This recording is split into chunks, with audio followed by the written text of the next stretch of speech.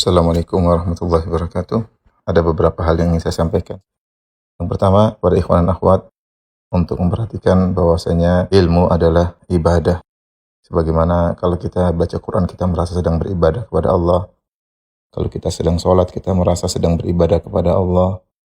Kalau kita sedang puasa, kita merasa sedang beribadah kepada Allah. Maka kalau kita nuntut ilmu, hendaknya kita merasa sedang beribadah kepada Allah Subhanahu wa taala. Karena terlalu banyak dalil yang menunjukkan ilmu adalah ibadah yang sangat dicintai oleh Allah Subhanahu wa taala. Di antaranya seperti sabda Nabi sallallahu alaihi wasallam, "Man yuridillahu bihi khairan yufaqihu fid din." Barang siapa yang Allah kehendaki kebaikan baginya, Allah buat dia faqih tentang agama. Oleh karenanya, kalau orang cinta dengan ilmu, tanda bahwasanya Allah mencintainya, Allah menghendaki kebaikan baginya. Maka Allah membuat dia cinta kepada ilmu, Allah membuat dia sabar dalam menuntut ilmu, Allah membuat dia betah dalam majelis ilmu. Ini tanda bahwasanya Allah menghendaki kebaikan baginya. Di antaranya Nabi sallallahu alaihi wasallam bersabda, "Man salaka tariqan yaltamisu fihi ilman sahalallahu lahu bihi tariqan ilal jannah." Barang siapa yang menempuh satu perjalanan untuk menuntut ilmu, Allah akan mudahkan jalannya menuju surga. Ini dalil bahwasanya ilmu adalah jalan termudah untuk meraih surga. Ya, banyak jalan menuju surga, tetapi jalan yang tercepat kata sebagian ulama untuk meraih surga adalah menuntut ilmu. Kenapa bisa demikian? Karena dengan ilmu akan terbuka wacana-wacana tentang amal saleh, tentang hal-hal yang diharamkan untuk dijauhi, ya. Dan ilmu sendiri itu adalah merupakan ibadah yang mengantarkan kepada surga.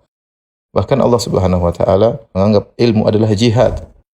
Dalam Al-Qur'an Allah Subhanahu wa taala berfirman, kata Allah Subhanahu wa taala, "Wala tuti'il kafirina wajahidhum bihi jihadan kabira." Janganlah kau taat kepada orang-orang kafir, wahai Muhammad, dan berjihadlah melawan mereka dengan jihad yang besar. Ayat ini turun ketika masih di fase Mekah, di mana Nabi sallallahu alaihi wasallam belum diwajibkan untuk berjihad dengan pedang. Tapi Allah menyuruh Nabi berjihad dengan Al-Quran itu dengan ilmu. Sama ketika Allah menyuruh berjihad melawan orang-orang munafik, kata Allah Subhanahu wa taala, "Ya ayuhan nabiyyu jahidil kuffara wal munafiqin." Wahai Nabi, berjihadlah melawan orang-orang kafir dan melawan orang-orang munafik. Kita tahu namanya orang munafik tidak boleh dibunuh karena KTP-nya Islam. Terus bagaimana berjihad lawan orang munafik? Itu dengan ilmu. Membantah syubhat-syubhat mereka, membantah kerancuan pemikiran mereka. Jadi Allah menyatakan bahwasanya ilmu adalah salah satu bentuk jihad di jalan Allah Subhanahu wa taala. Dan kita lihat sekarang di zaman sekarang bagaimana Islam tersebar bukan dengan pedang, tapi Islam tersebar dengan ilmu. Banyak dai, banyak kaum muslimin, ya, di negara-negara kafir sana yang terus menyampaikan Islam dengan ilmu, membantah syubhat-syubhat, sehingga penyebaran Islam tidak bisa dibendung. Semakin tersebar di mana-mana. Negara-negara non-muslim setiap hari orang masuk Islam, ya. Ini adalah salah satu bukti bahwasanya ilmu adalah jihad. Oleh karenanya Allah Subhanahu wa taala menggandengkan jihad dengan ilmu dalam firman-Nya, "Wa ma kana lil mu'minina liyanfiru kaffah, falaula nafara min kulli firqatin minhum liyatafaqahu fid din wa liyunziru qaumahum idza raja'u ilaihim la'allahum yahdharun." Tidak pantas bagi orang-orang beriman untuk seluruhnya pergi berjihad di jalan Allah Subhanahu wa taala. Harus ada dari setiap kelompok, sekelompok orang yang menuntut ilmu. Tujuannya apa? Agar memberi peringatan kepada kaumnya jika kembali kepada mereka, agar mereka waspada.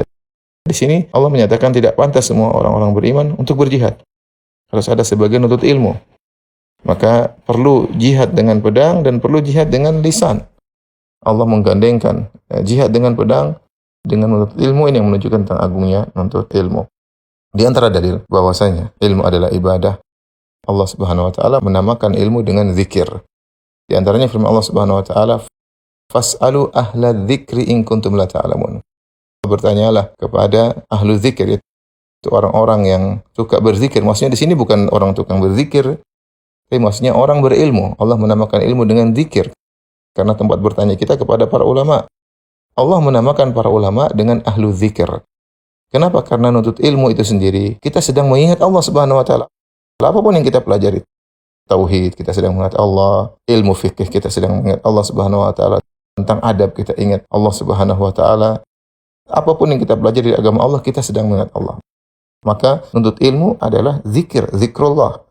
Di antaranya firman Allah Subhanahu wa taala tentang salat Jumat, kata Allah Subhanahu wa taala, "Ya ayyuhalladzina amanu idza nudiya lis-salati min yaumil jumu'ati fas'au ila dzikrillah wa dzarul bai'." Wahai orang yang beriman, jika telah dikumandangkan azan Jumat, maka bersegeralah kalian menuju zikrullah. Apa yang dimaksud zikrullah? Para ulama rata-rata mengatakan maksudnya adalah khutbah Jumat. Khutbah Jumat dikatakan oleh Allah zikrullah, bukan salatnya dalam ayat ini. Tapi Allah sedang berbicara tentang khutbatul Jumat.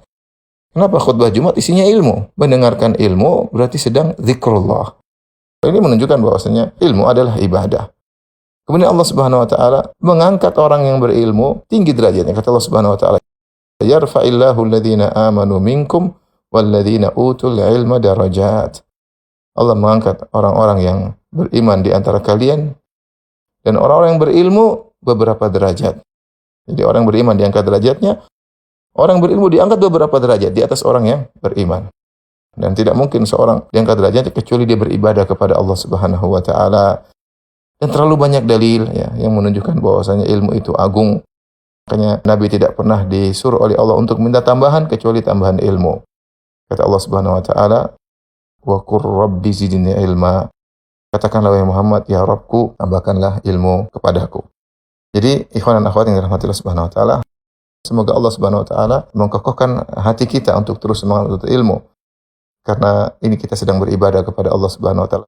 Bahkan ibadah yang agung, ibadah yang memudahkan kita untuk meraih surga. Jadi kita ketika menuntut ilmu, kita hadirkan dalam diri kita, saya sedang beribadah kepada Allah Subhanahu wa taala. Semoga yang sedikit ini bermanfaat. Wallahu a'lam bishawab.